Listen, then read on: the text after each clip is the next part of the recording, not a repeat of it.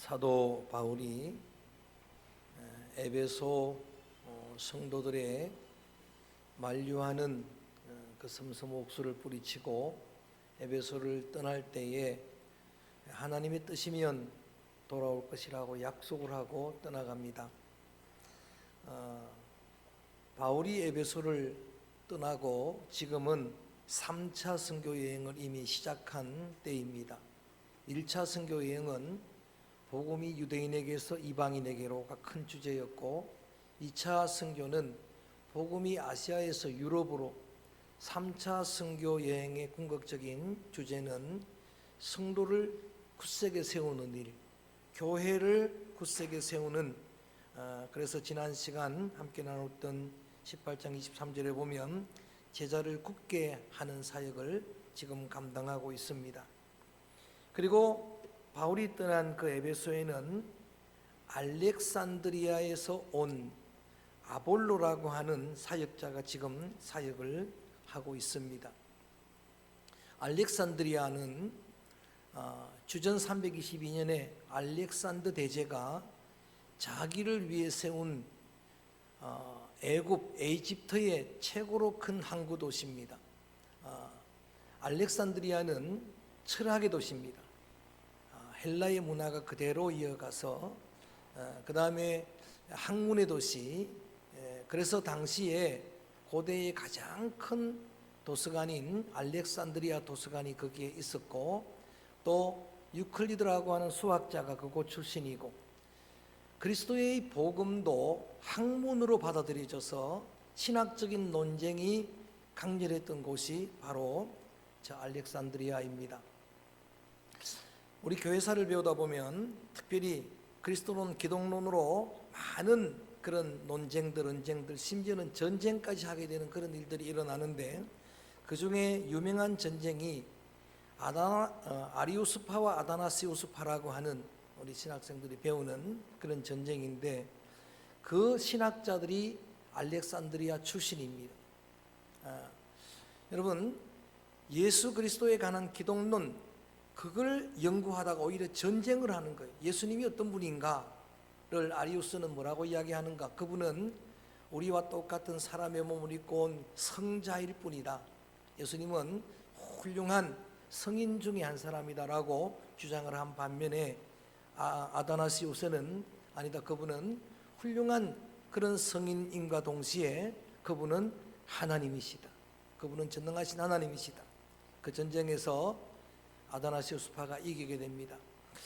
그곳 출신인 오늘 유대 혈족을 가진 아볼로, 제가 이 설명을 좀 장황하게 드리는 이유는 쉽게 설명을 하면은 지성적인 그리스도인이었다. 지식이 아주 탁월한 그런 그리스도인이었다. 그런 지도자였다라는 것을 지금 강조하고 있습니다. 지성에서 영성으로라고 하는 책을 쓴 한국 대표 지성인인 이어리영 교수님이 예수를 영접하고 지금 간증도 하고 좋은 영향을 끼치고 있는데, 그분이 간증 중에 자신의 그런 약점을 지성이라고 이야기를 합니다. 영성으로 건너가기까지 너무 힘들다는 거예요. 아는 게 너무 많다 보니까 이게 큰 장애물이 된다는 간증을 정직하게 하고 있습니다. 뭘 목사님들이 말씀을 전하면 모르면 그냥 아멘 할 텐데 아니까 이게. 그래서 아멘이 잘 안 되는 거예요. 지금 아볼로는 이제 그런 정도의 사람이라고 생각을 하고 한번 들여다봅니다. 24절 말씀 읽어봅니다. 시작. 알렉산드리아에서 난 아볼로가 하는 유대인이 에베소에 이르니 이 사람은 언변이 좋고 성경에 능통한 자라. 언변이 좋다는 건 철학이 뛰어나고 수사학이 뛰어나고 그래서 웅변력을 갖추고 있습니다. 그런 은사가 있는 사람인데다가 유대인이기 때문에 구약 성경 토라에 대해서 능통한 사람입니다. 성경 박사입니다. 지식이 많은 사람이. 자, 거기에다가 25절 말씀을 읽어봅니다. 25절 말씀 시작. 그가 일찍이 주의 도를 배워 열심으로 예수에 관한 것을 자세히 말하며 가르치나 요한의 세례만 알 따름이라. 일찍이 주의 도라는 것은 십자가와 부활의 복음입니다. 그 복음을 온전히 내가 마음의 심령을 문을 열고 영접한 게 아니라 그리스도의 십자가의 부활의 도도 배워서 안 거예요. 그러니까 지식이 있는 겁니다. 지식이 있다 보니까 지식이 많은 거예요. 거기에다가 열심히 탁월합니다. 이곳 에베소까지 저 아프리카에서 온 것도 열정이 대단한데 열심을 다해서 예수에 관한 것을 자세히 말합니다. 여러분, About Jesus, 예수에 관한 건 정보입니다. 지식의 전달, 그 교육의 어떤 한계를 오늘 여러분들이 한번 생각해 볼 수 있기를 원합니다.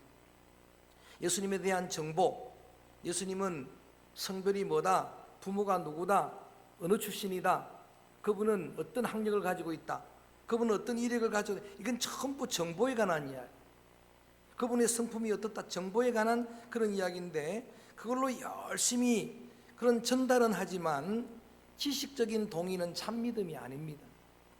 아무리 공부해서 안다고 해도 그걸로는 참 믿음이 될 수가 없습니다. 요셉의 역량으로 애굽의 바로왕도 지식적으로 동의는 합니다. 어떻게 고백까지 하느냐? 상천하지의 여호와만 참신입니다. 요셉을 보니까 동의가 되는 거예요. 요셉을 보니까 하나님만이 이 땅의 참신이에요. 입으로 고백까지 했습니다만 그 믿음은 가짜 믿음입니다. 진짜 믿음이 아니에요. 바벨론의 느부갓네살 왕 다니엘의 역량으로 지식적으로 동의합니다. 하나님은 정말 이 땅의 모든 신 가운데 유일한 큰 신이고 참신이다 동의하지만 그건 진짜 신앙이 아닙니다. 그거 동의해놓고 그 다음 달에 신상 만들어서 자기에게 우상에게 섬기라고 했습니다. 여러분, 귀신도 지식적으로 동의는 합니다. 예수님을 만나자마자 귀신이 동의한 게 뭡니까? 과연 하나님의 아들입니다. 그렇지만 그렇게 지식적으로 동의해놓고 뭐라 그럽니까? 나를 떠나소서. 당신이 나와 무슨 상관이 있나? 나와 상관없는 지식, 나와 상관이 없는 그런 동의, 그것은 진짜 믿음이 아닌데 지금 아볼로의 문제점은 예수에 관한 정보가 많고 지식이 많고 그래서 열정으로 그 도를 지금 가르치는 그런 일들을 하는데 거기에 보니까 가르치나가 문제입니다. 그러나가 문제예요. 이런 큰 장점을 가지고 있는데 그러나 세례 요한의 세례만 알았더라. 그가 알고 있다고 해도 그건 대단히 부분적인 지식이었고 단편적인 지식이었고 코끼리를 만지는 맹인이 만지는 그 부분을 보고 전체를 다 안 것처럼 말합니다.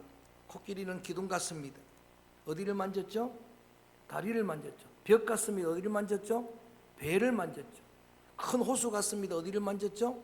코를 만졌죠. 그러고 다 아는 것처럼 그게 전부인처럼 그렇게 말하는데 여러분, 예수님에 관한 정보나 부분적인 지식이 아니라 여러분들이 진정한 그리스도인이 되기 위해서는 예수를 알아야 되는 거예요. 세례 요한의 세례는 물세례입니다. 그거는 그림자만 아는 거예요. 겉만 아는 겁니다. 그런데 여러분, 그 그림자의 실체는 뭡니까? 성령 세례예요. 그러니까 지금 아볼로는 성령 세례는 들어보지도 못했어요. 알지도 못합니다. 세례 요한의 세례, 회개하면 세례받는다, 이것만 알고 있는 그런 문제를 안고 있는 지도자였다라고 하는 이야기입니다. 여러분, 부분적인 지식, 그것은 굉장히 불안합니다. 위험합니다. 총체적인 지식, 입체적인 그런 진짜 예수를 아는 지식이 필요하기 때문에 성경은 사복음을 우리에게 전해주고 있습니다. 만일 그렇지 않다면 마태복음 하나로 충분합니다. 근데 부분적으로 알까봐 입체적으로 그리스도를 알게 하려고 그래서 마태복음, 마가복음, 누가복음을 공간복음이라고 합니다. 그 다음에 사복음, 요한복음을 특수복음이라 특별 목적으로 기록한 복음이라 그러는데 입체적인 그리스도를 보여주고 있는 거예요. 마태복음은 따라할까요? 왕이신 그리스도, 그분은 왕이시다. 마가복음은 고난의 종이신 그리스도, 누가복음은 사람 인자이신 그리스도, 요한복음은 하나님이신 그리스도. 부분적으로 그렇게 보고 그렇게 알지 아니하고 총체적으로 입체적으로 통시적인 안목으로 그렇게 보고 알도록 그렇게 우리에게 계시해 주셨는데 진짜 예수를 바로 아는, 예수에 관한 정보가 아니라 예수를 아는 지식은 그분은 진짜 우리의 왕이십니다. 나의 힘이 되시는 주님입니다. 그분은 고난의 종입니다. 그분은 나를 대속하기 위해 십자가의 고난을 당하신 분입니다. 그분은 그렇지만 나와 소통하려고 사람이 되신 분입니다. 인자이신 분입니다. 그렇지만 그분은 아다나시우스가 이야기했던 것처럼 하나님입니다. 할렐루야.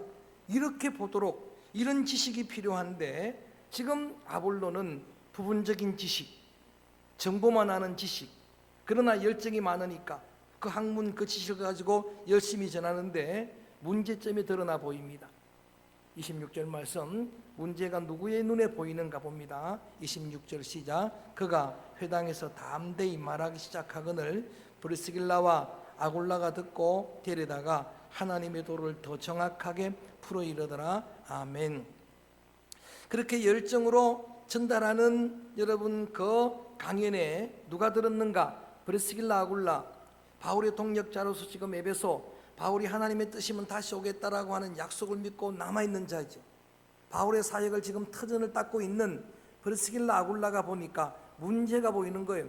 그래서 그를 배려해서 조용히 청중들이 있는 데서는 하지 않고 데려다가 하나님의 도를 정확하게 풀어주었다라고 하는 그런 사도 바울이 복음 전하는 선교 여행 중에 한 에피소드를 오늘 본문에 소개하고 있는 거예요. 그러니까 브리스길라, 아굴라가 봤을 때에 여러분 지식 전달하는 그 교육이 문제가 있다는 거예요. 부분적인 지식만을 알고 있는 아볼로 지도자의 약점이 보이는 겁니다. 통찰력이 있었던 겁니다. 여러분 원래 아볼로 브리스길라, 아굴라도 이런 지식이 없었는데 바울을 만나고서 고린도에서 바울에게 배운 거예요. 낮에는 열심히 천막 만드는 사역을 같이 하다가 저녁이면 이 부부를 데려다 놓고 바울이 교육한, 양육한 게 바로 이러한 내용이었습니다. 평신도가 지금 아볼로라고 하는 사역자를 그의 약점을 보완해주고 있는 겁니다. 그의 약점을 알고 거기에 성경에 표현한 그대로 하나님의 도를 정확하게 풀어준 겁니다. 전체적으로 보도록 하고 하나님의 도니까 진짜 십자가와 부활의 복음인 예수를 전한 거예요. 예수를 가르친 거예요. 여러분 우리가 삶을 살 때도 부분적으로 이렇게 아는 게 굉장히 위험한 거예요. 우리의 속담에 보면 선무당이 뭘 잡아요? 사람 잡는. 선무당은 위험해요. 무당도 가려면 제대로 된 무당으로 가야 되는 거예요. 우리가 조금 경험한 것 때문에 다 안다라고 생각해요. 사람을 다 압니까? 제가 20년 전을 봐왔습니다. 근데 아직도 모르겠어요. 제대로 몰라요. 한 35년 같이 살았는데 아직도 제대로 모르겠어요. 날마다 새로워요. 할렐루야. 날마다 새로워요. 그래서 여러분 어떤 지겨울 틈이 없어요. 저는 날마다 새롭더라. 할렐루야. 뭘 한 번 만났다고, 뭘 한 번 봤다고, 한 번 들었다고 다 아는 것처럼 대단히 위험한 이야기예요. 갈수록 성경도 그래요. 저는 늘 성경을 보지만 이런 말씀이 여기도 있었는데 갈수록 새로워요. 날마다 새로워요. 딱 덮어놓으면 아는 게 없는 것 같아요. 열심히 공부도 하고 있지만 여러분 날마다 모르는 게 나와요. 날마다 새로운 게 나오는 거예요. 전부 아는 게 아닙니다. 대단히 위험한 생각입니다. 그래서 이렇게 다시 확실히 알도록, 전체를 알도록, 입체를 알도록 그리스도에 관한 정보가 아니라 그리스도를 전해주니까 아볼로가 변한 겁니다. 평신도가 지도자를 바꾼 거예요. 어떻게 되었는가? 우리 한번 27절 봅니다. 27절 말씀 크게 한번 읽어볼까요? 시작. 형제들이 그를 격려하며 제자들에게 편지를 써 영접하라 하였더니 그가 감의 은혜로 말미암아 믿는 자들에게 많은 유익을 주니. 자, 아볼로가 이제 정말 예수를 알았습니다. 정말 이제는 그리스도의 도를 알았습니다. 그전에는 정보였는데 예수를 영접한 겁니다. 그랬더니 마음에 열정이 솟아납니다. 거기 아가야는 고린도를 두고 이야기하는 거예요. 바울이 1년 반 동안 사역했던 고린도로 가고 싶은 거예요. 거기 가서 사역하고 싶은 겁니다. 그래서 이 도를 전하고 싶은 거예요. 그래서 에베소 성도들 거기 형제들과 떠나려고 할 때에 브리스길라, 아굴라 부부가 편지를 써줍니다. 형제들과 함께 추천서를 써주는 거예요. 처음 보는 사람, 저 알렉산드리아에서 온 사람이니까 고린도 교회 성도들이 혹시 경계할까 봐 편지를 써서 주면서 이 사람은 확실합니다. 추천서를 써주는 거예요. 그동안에는 지식적으로 동의만 하던 사람이, 그동안에는 부분적으로 알던 사람이 예수를 제대로 알고 예수의 도를 제대로 아는 사람입니다라고 그를 환영하라고 편지를 써주니까 브리스길라 아굴라를 잘하고 신뢰했던 고린도 교회 성도들이 아볼로를 영접해서 아볼로가 교회의 지도자가 됩니다. 아볼로가 너무나 훌륭한 교회 지도자가 되는데 이렇게 표현하고 있습니다. 은혜로 말미암아 믿는 자들에게 많은 유익을 주니라. 할렐루야.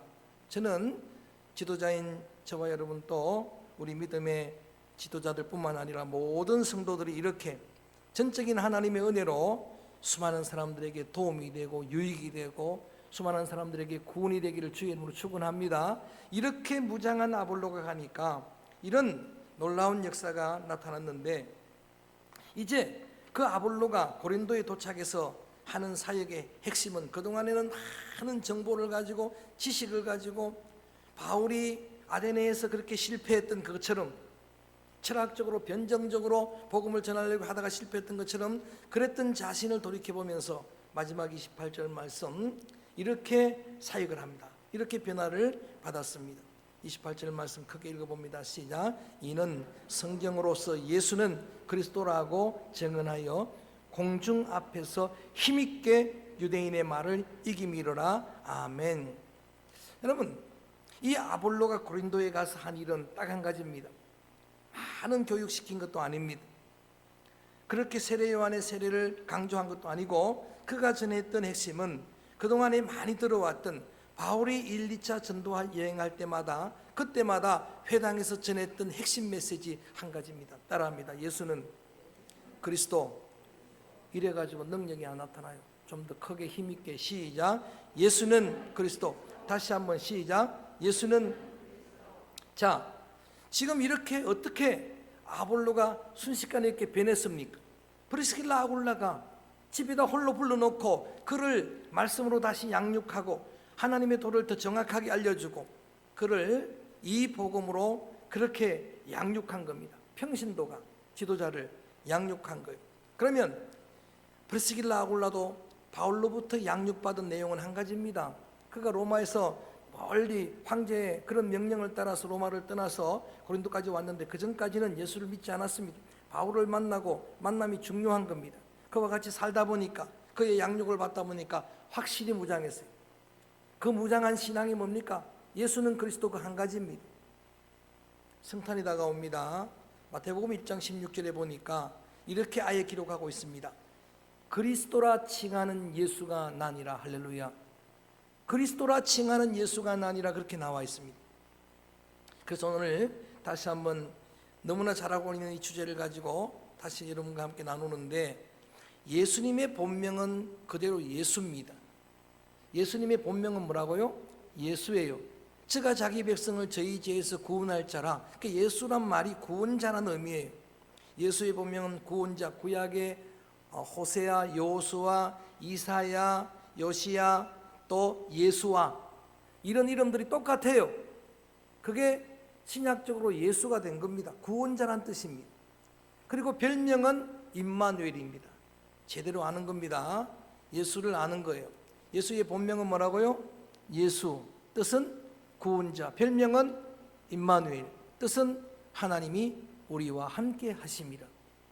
이사야 7장 14절에 보니까 그렇게 기록하고 있어요. 아들을 낳으리니 이름을 임마누엘이라 하리라. 이건 하나님이 우리와 함께 하심이라. 이 별명의 배경은 유다의 아하스 왕이라고 하는 악한 왕 시대 때입니다. 북이스라엘의 18번째 왕인 베가 왕, 악한 왕입니다. 그 왕과 당시에 제국이었던 아람 제국, 오늘의 시리아의 전신입니다. 아람 제국의 르신이라는 왕이 결탁하고 전쟁을 일으켰습니다. 침략을 해온 거예요. 중국과 이북이 결탁해갖고 우리를 치는 것과 똑같은 거예요. 소련과 북한이 결탁해서 치는 것과 똑같은 거예요. 절대로 전쟁에 이길 수가 없습니다. 이 전쟁에는 여러분 승산이 없습니다. 그런데 이사야 선지자는 아하스에게 이 전쟁 이긴다는 거예요. 유다가 이긴다고 이야기하니까 이기는 거니까 믿고 징조를 구해봐라고 부탁을 하는데 믿음이 약한 아하스가 징조를 구하지 않습니다. 이건 성산이 없는 싸움인데 그럴 때 하나님이 일방적으로 징조를 주었어요. 그 징조가 이런 징조입니다. 처녀가 잉태의 아들 낳는다. 그것이 임마누엘이다. 뜻은 하나님 우리와 함께 하심이라는 뜻이었습니다. 이게 왜 당시에 아하스 왕에게 유다에게 징조가 되었느냐? 처녀가 잉태하여 아들을 낳을 확률은 몇 프로입니까? 확률적으로 몇 프로예요? 제로입니다. 확률 제로예요. 제가 이 설교를 중고등부에서 했더니 중고등부 한 학생이 천만에요. 우리 이모는 처녀인데 잉태했습니다. 그러더라고요. 처녀가 잉태 아들을 낳을 확률은 제로예요. 그러니까 제로 확률인데 일어난다면 이건 기적입니다. 제로 확률의 기적이 일어날 수가 있습니다. 이게 뭡니까? 하나님이 함께 하시면 됩니다. 할렐루야. 그래서 징조가 되는 거예요. 전쟁이 어떻게 됐죠? 유다가 이겼죠. 하나님이 함께 하시면 이기는 거예요. 예수님 그분은 임마누엘입니다. 예수 그분은 우리와 함께 하려고 이 땅에 사람의 몸을 입고 오신 분입니다. 그분에게 일어난 모든 역사는 제로 확률입니다. 여러분, 어떻게 성령이 동정녀 마리아에게 잉태되어 아들을 낳습니까? 그런데 낳잖아요. 그분이 예수잖아요. 그분의 성탄을 세계가 지금 메리 크리스마스라고 이야기하잖아요. 코로나 기간 속에서도. 미국도 제일 걱정하는 게 성탄절 그런 여러 명절입니다. 이게 아무리 막아도 안 되니까. 코로나가 정말 확산될 수 있는 위기라고 그렇게 위기의식을 가지고 있는 성탄이. 여러분, 예수님에게 일어난 전부는 제로 확률입니다. 그런데 일어났어요. 그분의 십자가는 제로 확률입니다. 누가 자신의 목숨을 내어놓고 다른 사람들을 구속하기 위해 피를까지 이르게 되기를 주의 이름으로 권면합니다. 주의 이름으로 축원합니다. 그게 그냥 되는 것이 아니고 양육받고 훈련받고 예수는 그리스도라고 하는 이 소중한 그런 기초 위에 이런 귀한 믿음의 일꾼이 서게 됐던 것처럼 여러분의 언제나 소중한 신앙의 믿음의 고백은 그리스도의 간한 지식이 아니라 그리스도를 아는 지식으로, 특별히 부분적인 지식이 아니라 그리스도 그분은 나에게 왕이십니다. 그분이 선지자입니다. 그분이 나의 유일한 중보자가 되십니다. 입체적이고 총체적인 이런 온전한 지식으로 여러분의 믿음이 그 자리까지 이르게 되기를 주님의 이름으로 축원합니다. 그래서 다시 한번 우리의 마음에 새기면서 크게 한번 외칩니다. 예수는 그리스도. 한 번 더, 예수는 그리스도. 그 가장 귀한 이름 예수 그리스도, 그분을 이렇게 찬양을 드리려고 합니다. 예수 가장 귀한 그 이름, 언제나 기도 들으사 오 예수 나의 손 잡아주시는 가장 귀한 그 이름을 찬양합니다.